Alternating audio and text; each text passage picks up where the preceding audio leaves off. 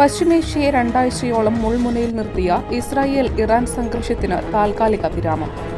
ഇരു രാജ്യങ്ങളും തമ്മിലുള്ള വെടിനിർത്തൽ കരാർ ഉടൻ പ്രാബല്യത്തിൽ വരുമെന്ന് US പ്രസിഡന്റ് ഡൊണാൾഡ് ട്രംപ് പ്രഖ്യാപിച്ചെങ്കിലും ഇത് സംബന്ധിച്ച് ഇറാൻ വ്യക്തത വരുത്തിയില്ല.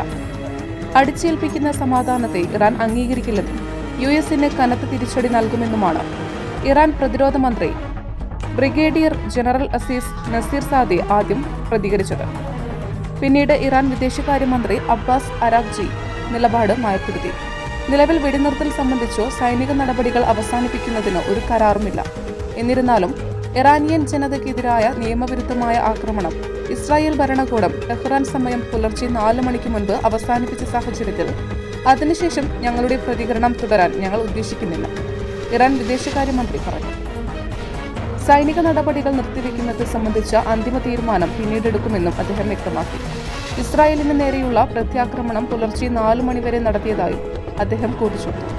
ഇറാനിയൻ ജനതയ്ക്കും സായുധ സേനയ്ക്കും അബ്ബാസ് അരാഗ്ചി നന്ദി പറയുകയും ചെയ്തു.